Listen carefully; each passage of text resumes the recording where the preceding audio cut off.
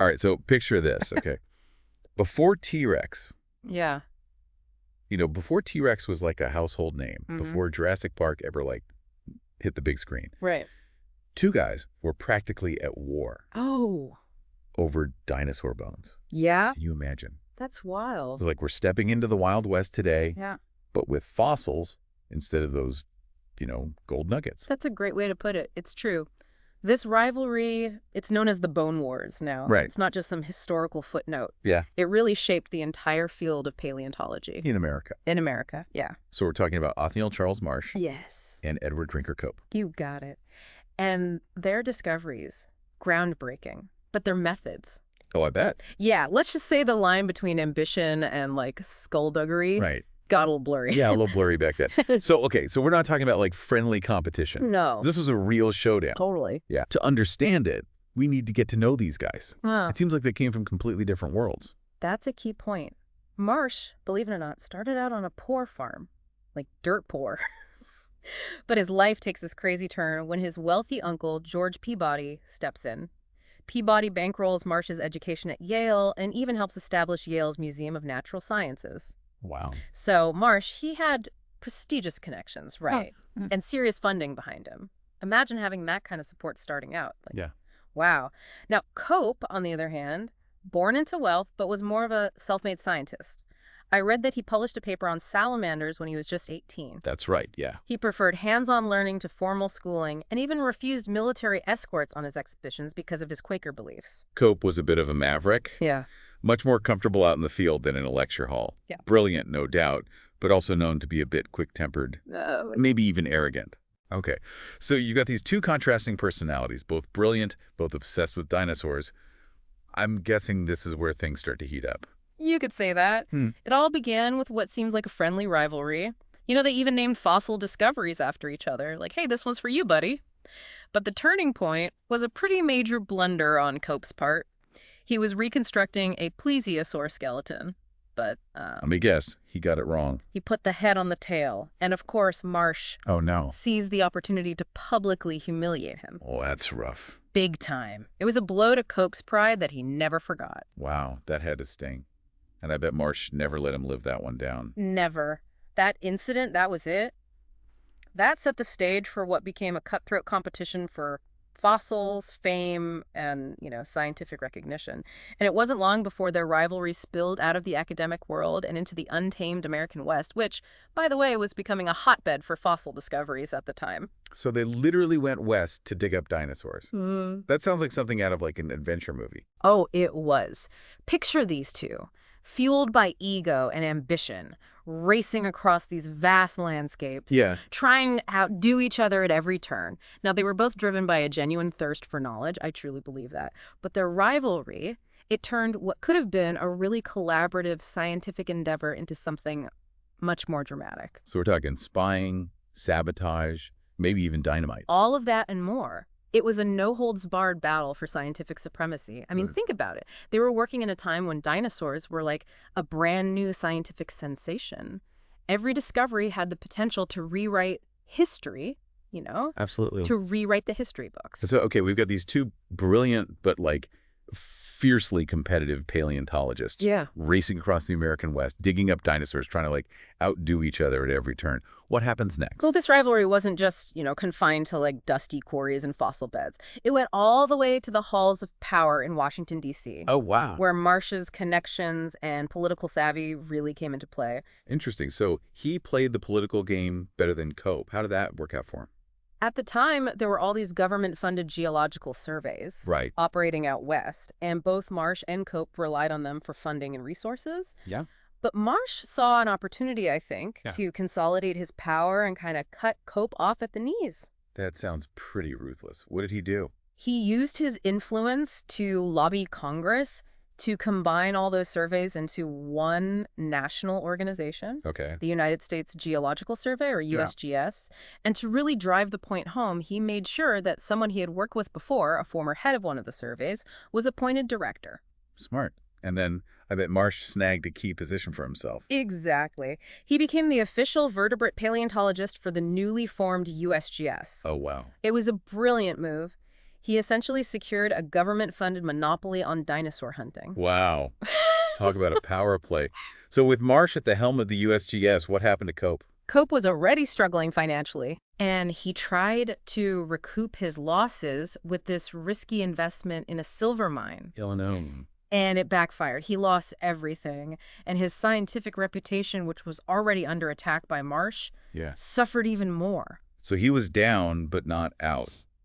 How did Cope fight back against this political maneuvering? Did he try to, get back in Marsh's good graces? Not exactly. Remember that quick temper we talked about? Uh-oh. Well, desperation and frustration led him to a pretty dramatic decision. He decided to air all the dirty laundry of their rivalry Oh, really? to a reporter from the New York Herald. Hold on. Are you saying that all the backstabbing and sabotage and even those rumors about dynamite, that all became public knowledge? Oh, yeah. It became a full-blown media sensation. The New York Herald published this series of articles exposing all the underhanded tactics Wow. both Cope and Marsh had used. I bet that got people talking. Yeah. This wasn't just a scientific debate anymore. It was a public spectacle. Absolutely. And it wasn't just gossip and entertainment. This public feud had real consequences. Right. It tarnished the reputations of both men and cast a shadow over the whole field of paleontology. It damaged public trust in the scientific process and might have even hindered funding for future research. It seems like both Cope and Marsh paid a high price for their rivalry. Did they ever reconcile after all of this? Unfortunately, no. Their feud continued to the very end. Cope died in 1897 at the age of 56, Oh, wow. struggling to make ends meet and still trying to salvage his scientific legacy. That's a sad ending for someone who made such significant contributions to science. What about Marsh? Marsh was stripped of his government position and forced to rely on a salary from Yale. He died just 2 years later. It's a cautionary tale of how ambition and rivalry, if left unchecked, can lead to ruin.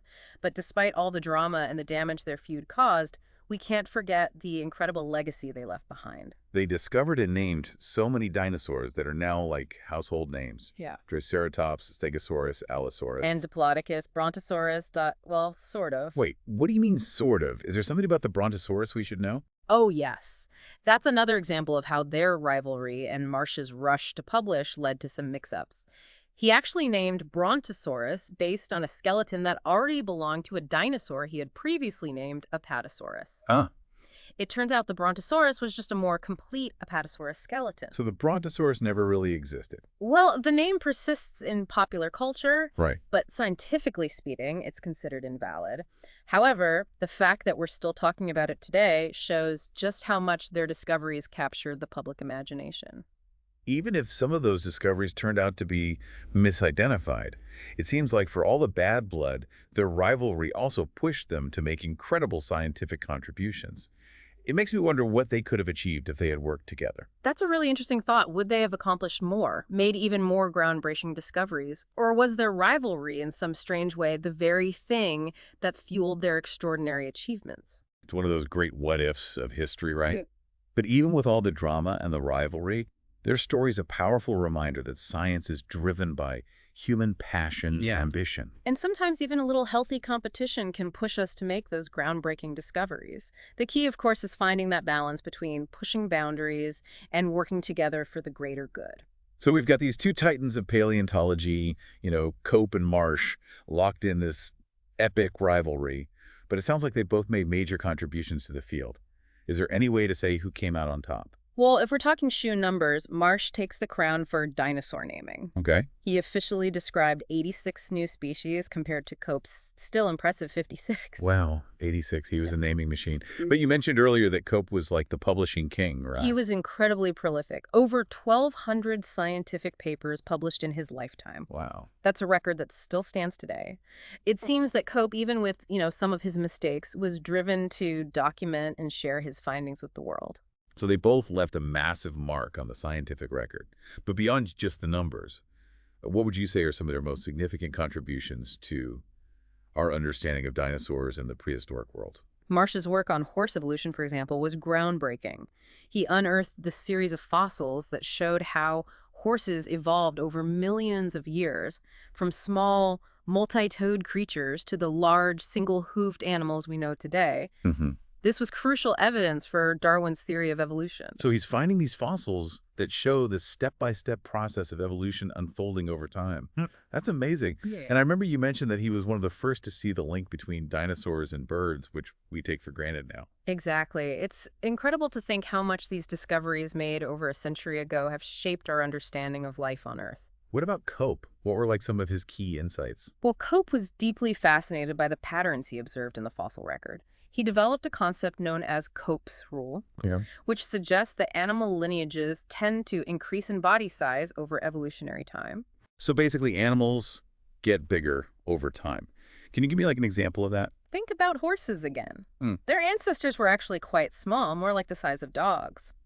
Cope's rule isn't always true, of course, but it's a powerful observation that sparked decades of research and debate among paleontologists. It's pretty amazing that these two rivals, despite their bitter feud, both made such lasting contributions to our understanding of evolution and the ancient world. It makes you wonder what they could have accomplished if they had been able to put their egos aside and collaborate, doesn't it?